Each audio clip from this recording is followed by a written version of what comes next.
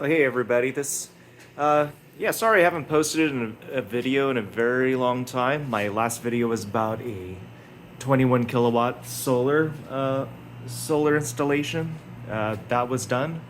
But in this video, I wanted to talk about what I recently got installed. I did it myself. I decided to put in whole home battery backup for two purposes. Well, obviously, to provide power for my home during a blackout was the primary reason, but also this could also be used from a mining perspective as well. So I think in this video, I'll talk more about the mining perspective of this installation and how it can be beneficial for mining. But at the same time, it's not something I would recommend to purposely do for mining. Although it can be done, I think you're going to get much more benefit approaching it from a mindset that, hey, you're really doing it for your house. If there's a blackout, you're going to have power. You're not going to stress about not needing, you don't want your food to go bad when there's a blackout.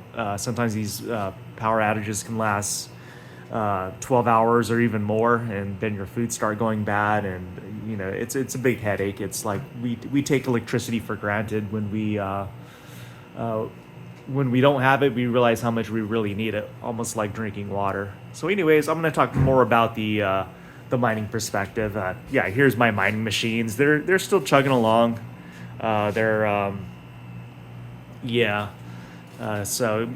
know how mining is. It's not that profitable at all, but it's something we kind of do as a hobby and for fun. I have these on just mining, just Raven coin for auto converted to Bitcoin. So it's I've been doing that for the past 2 years, and it's worked out well. I know a lot of spec miners lately have not been doing as great.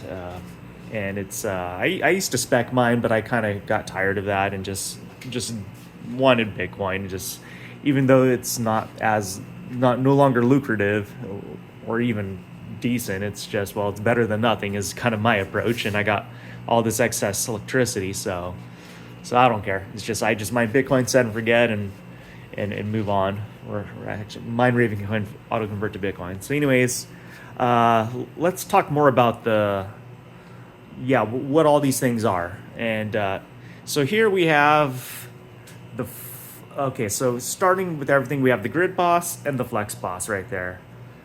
So you could go to the EG4 website. They talk all about it. It's a super great product. And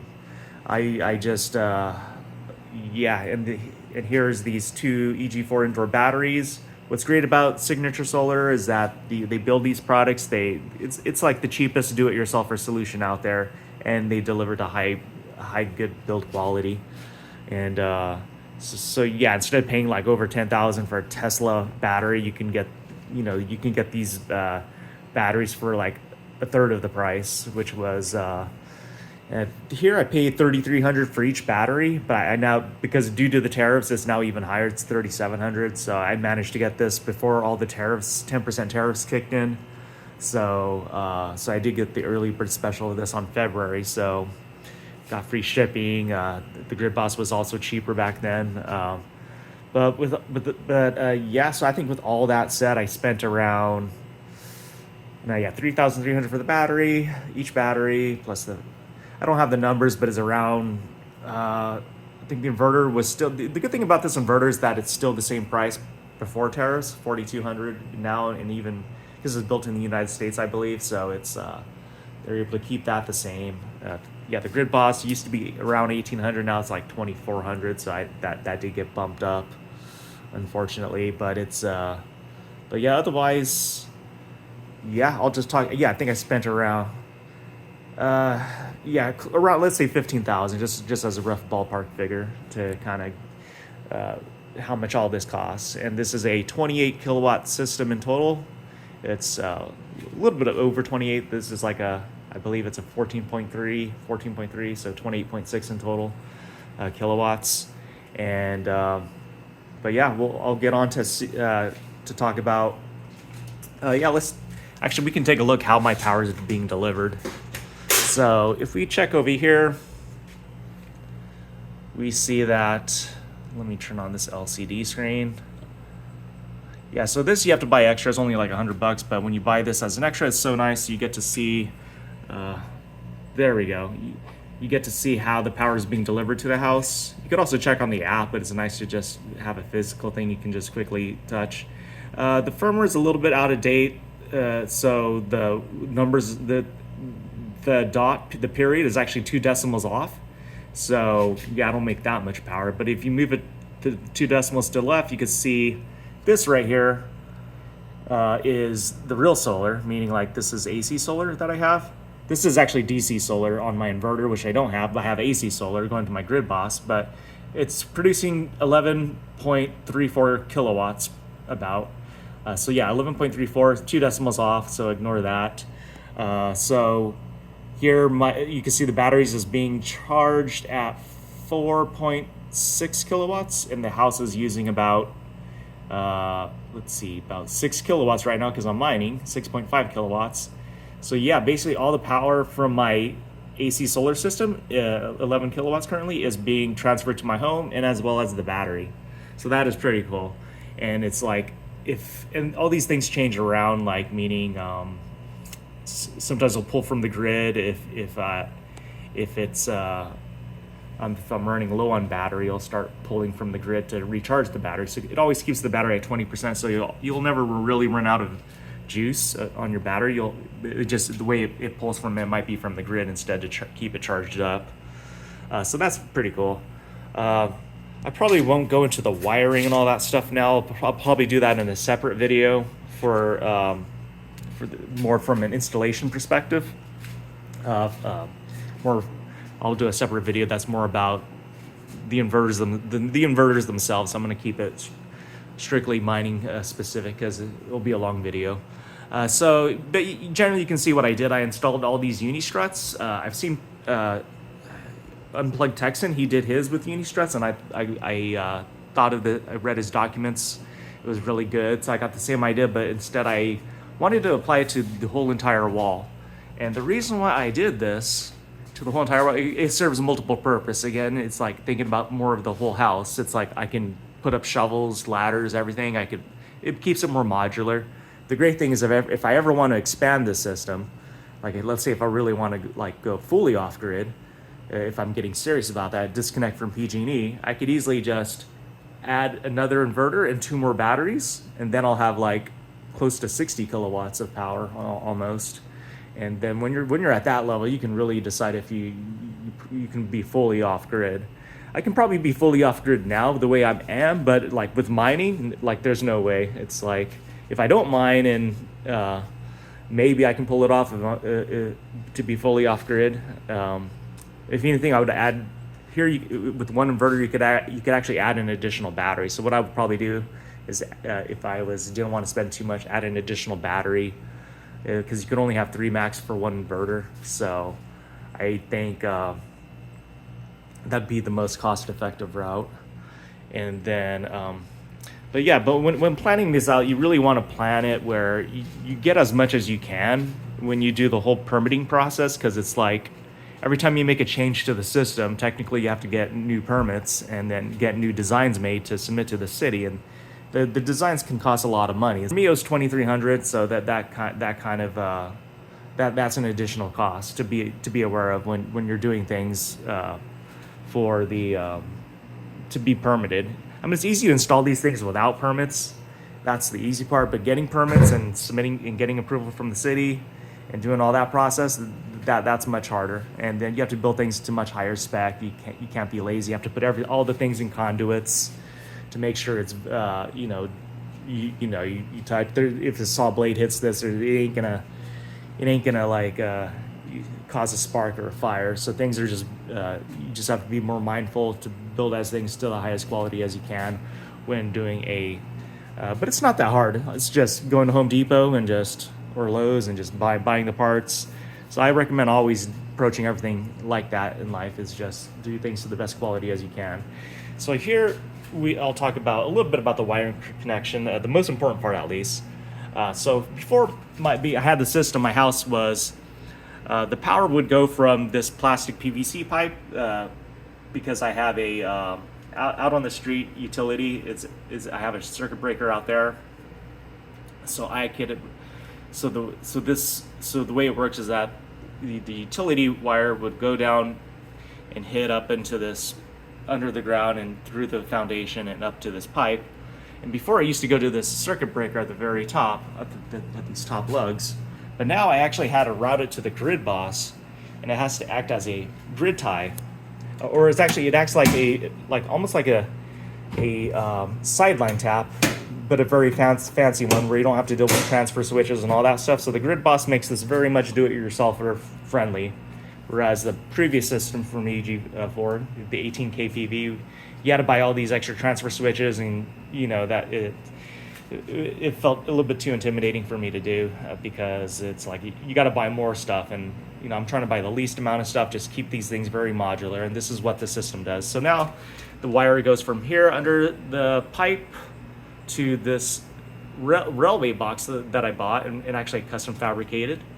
I'll show you that part next, because that required a little custom fabrication. And then it goes all the way up into this 200 amp breaker right here that was optional. I decided to add it in, so if I wanted to turn the power off, I can. Right now it's backed up by battery, so even if I turn off the power, the lights will stay on, which is great, because it'll just run off the battery. So that system works. And then, yeah, here's an unplugged generator port right here that I'm not using. Normally there's a cover on this to kind of, right over here, that protects it, so you don't touch anything, but nice clean cover. So here it's still being worked on, meaning like I got the permit signed off with 3-0 wire, but I actually have to, this is actually 2-0, which matches my house, but since it was signed off in 3-0, they said I have to, like, whatever's stamped and approved, I have to just match that. So I'm going to just put it in the larger wire. I'm sure 2-0 is fine, but since it was, because that's what's in my house already for 200 amps, but since everything was signed off by the city, it's best to just do what's already certified. So no big deal. Just means I have to spend another $100 worth of wire to put the bigger wires in. So no big deal, but but when you plan these things, it's like there's going to be cost overruns, mistakes, but you have to like really figure all that out to keep mistakes down to the minimum. I think I did maybe, so with all that said, it's so the way this works is the AC solar that goes from comes out of this little port here outside of the house, then it feeds into this smart port breaker here, this 90 amp, so that feeds AC solar. And then here's my 30 amp mining breaker or hobby breaker. This is a smart port. So right here. So it's programmed where if the power goes out, it will automatically turn this breaker off so it doesn't drain off the battery in an emergency, which is great. So I can still mine, and if there's an emergency, it'll turn off that breaker. So I can program it to either tell it to always stay on or turn off if the power goes out. But I believe that's what these smart ports are for. Primarily, it's programmable, so that's why they call it smart. Versus if I have another 30 amp breaker here, that's just connected to my backup load, but that will drain my battery. So if I wanted it to mine even during a power outage, I could just put it at the bottom port, or this is kind of meant for temporary. Put my air compressor onto that 30 amp, etc. So I have that flexibility. So I think that pretty much kind of covers the mining, kind of the installation part of the mining aspect of how to approach things. Actually, I'll show you the side of the house, because there's important things to consider as well. So this is for the solar system out in the back pasture, and you can see that in my other video. I won't go over that now. But here it's like, okay, the AC solar feeds into here. And this was all, the AC solar was actually professionally installed just because I had to get this in before NEM 2.0 or before NEM 3.0 kicked in, so I could be on NEM 2.0, which is much more favorable. So otherwise I would have done it myself, but I would have taken like a year. But anyways, here's the rapid shutdown. You disconnect it, and then it shuts off the AC. But the reason why I bring this off, because I also had to install a battery shutdown switch as well. So here we can see it's energy storage system disconnect. And that's the other thing when you do permitting too, you have to actually use correct labels. You know, so I'm still in the process of getting more labels printed out. It's not fully done, so it's trying to make this a bit more visible and clear. So basically, when you push this initiator button, it'll shut off it'll start the sequence of shutting down the batteries. So it's pretty cool. It's like you hit it, it's almost like launching a spaceship. It's like you compress the button, it will shut off the power to the batteries and your whole home. And then that's for the firefighters, and if there's fire danger, they would need to quickly shut down your batteries. They can just press that, and the whole system will shut down everything. So that way, it still doesn't provide battery backup power during a grid outage. So, going back into here.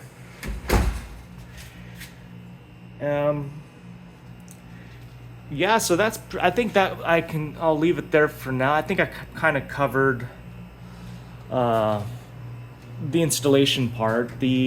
I'll talk about how it affects mining and the way how can you like leverage it for mining. So basically, before, when I had solar, I'm on California side, to do like time of use from 5 to 8 o'clock. I had to turn off my machines at 5 to 8 because those were the higher rates, so that's annoying. And you're not and every time you pull from the grid, it's like you're paying a 5-cent electric non-bypassable charge. So, and that's not a lot either. And I can still mine. Okay, here we can see the batteries. You're getting a lot of solar generation, so here you can hear the inverter making like almost sounds like an ASIC miner, like a small ASIC miner, like a Z9 Mini or something. It's not that loud, but it's kind of like half as loud as an ASIC miner. So, but it's pretty cool. But that's if like I'm pulling in, it's really charging the batteries. Like right now, it's generating about close to 12 kilowatts. It's putting in 6 kilowatts into the battery. It can do up to 12 kilowatts, but then it'll get pretty loud. But since I'm mining, it's not as loud, so it doesn't need to cool down the inverter as much. So that's pretty cool. If you click on the battery, you can see the state of charge here. 2 bars meaning like around halfway filled. Yeah, we're at 44%, so it's gonna probably take only about 3 hours to fully charge these batteries. So not too long. Obviously, the more batteries you have, the longer it takes. Yeah. So, yeah, so back onto the topic of how it affects mining, the purpose of mining. Yeah, so now I have these batteries. I don't have to turn off my machines at 5 to 8 o'clock, and I don't have to turn them off at nighttime when the sun's not out. I could actually keep them going on. Before I was on NEM 2.0, I can mine at nighttime, but I'm paying a 5-cent electric rate. So now it's like, okay, well, 5-cent electric rate is pretty cheap. So before I would still mine at nighttime, I didn't care. But like at the end of the year, I'd pay around like a $500 to $600 PG&E bill. So with this system, this should be able to reduce it by a lot. Maybe it reduces it, instead of paying $600 of electric bill at the end of the year, now it's gonna probably be only like, I don't know, I'll have to find out, but maybe like 100 to 200 tops is my guess, now that I have batteries. So it lowers that bill, helps recoup some of the costs. But you know, that's not really the main point of getting the system for mining. Because I'm on the favorable NEM 2.0, this is really for my house primarily, but it does have the side benefits of it can make mining a little bit more, gets that electric rate even lower. So instead of paying 5-cent electric rate, now it's going to be, whenever I pull from the battery, it's pretty much free energy at nighttime, which is great, instead of paying the 5 cents non-bypassable charge. And again, non-bypassable charge means if you pull from the grid at nighttime, you're going to have to pay 5 cents no matter what, because even though you're on NEM 2.0, it's not like you get free energy. It's free energy when you have sun, but it's not free when you're at nighttime, when you're not generating. So yeah, keep that in mind. So what this does, it helps make that 5 cents even cheaper, like makes it free. So that's a nice perk for mining. And also, it's the nuisance. When I felt like I always had to turn off my machines at 5 to 8 o'clock p.m. during high demand, it was very annoying. It's like sometimes I'd be working and have to run out, quickly shut down all the machines before 5 o'clock hits. Now I don't have to care about this. These batteries can last a very long time. They have like 8,000 cycles, which is like close to 22 years or something like that. So if it 5 and 8 o'clock hits, I can leave my mining rigs on. I don't have to care about it. You know, if these are pulling 6 kilowatts and these two batteries are rated at 28, it'll probably drain out the battery in about 6, 12, 18, 24. Yeah, about 4.5 hours. So yeah, I can either do it for that, but I also want to leave a reserve for like if there is a grid outage. I want to have some batteries, and it will pull from the grid to keep the battery charged at 20% at all times. But yeah, I could have a longer streak of mining, or just what I like to do is maybe shut down half of my machines at 5 to 8, or even most of it, and then at nighttime I keep them on, keep this garage warm. So I would say, yeah, basically at nighttime I keep half of my machines on, just to keep the garage warm, and then that's about it. Summertime I might turn off more machines on hot days. I don't like my garage to be too hot. It's the learning experience. It's like you learn how to do all this work yourself. I had to lift these heavy batteries. I had to did this all by myself. I actually bought this $20 crane, this little rope crane, which is awesome. It worked very well to lift this heavy 300-pound battery to get it mounted onto the wall. Yeah, one thing I wanted to talk about was this custom box I had to build. So these you can buy off the shelf, these railway boxes and these 90-degree bends, but you really have to protect the wires when you do things professionally. You have to, otherwise you will not pass code. So what I had to do is, since this is the 200 amp 2/0 wire, I had to build this box by cutting out one of the railways and to make it fit. And then I had to drill these holes. So here I had to punch out these holes here, as well as up here I had to punch out these 2 holes. So I got a special tool that hole punches it out, but that had to custom fabricate it. You cannot buy that. So, but you can definitely, you know, cut the metal, fabricate it, and yeah, buy hole punches. And then this allowed the wires to now finally feed it, because that was the hard challenge. Like, how do you get this wire to this wall over this joist? I don't want to drill through, and at least that I didn't want to make any more holes in my studs. And then even then you still have to protect the wire, and these things, there's hard to find good 90-degree bends for. So this was just my method. I like to I avoided drilling large holes into here. And so like, even when you drill like more than a 2-inch hole, because this thing has to fit, I don't think it'll weaken the structure. It may not even pass code. I think it really hits, I think when I looked at it, it hit the limits, and I figured, okay, I'll just do a more simple solution. Just build railway boxes to protect the wire, always have it fully enclosed, so that way, you know, when people are putting like siding on the house, you can see these nails over here kind of pop out and try to reach your wires. They don't reach that far, but still, you don't want to have your whole house wires get hit by a nail. So, you know, always thinking about building things to safety. And yeah, when I got the inspection, everything he said looked pretty good. I just have to do a few little touch-ups. I have to, you know, get more labels and get custom labels, and I have to put in the bigger wire. And also, this is a tight space here. I have to get a smaller rack. You have to have 3 feet from the sub panel. This is only like 2 feet, so I need another foot. So I'll have to like buy a new shelf so I can get more room to work in. So yeah, like little things like that, then I should be able to complete my final inspection. And also grounding, I have to make sure I ground things well. Yeah, I think everything here is grounded pretty well, but I have to, you know, you always have to be aware of grounding, making, you know, you read it with a voltmeter, make sure that everything reads 0, that it's fully grounded, and ground your outlets well. I think I have to put a lug, although it reads 0 over here, I test the grounding, everything reads 0, which is good. I think I'm going to put an extra lug nut there just to do things very, no questions asked, like very, you know, no questionable things. Everything is as professional as it can be. So yeah, that kind of covers up the yeah, this video has been going on for a long time, so just wanted to talk about my recent upgrade, and hope you all have a good day. And and I'll leave it there. All right, see you later, everybody.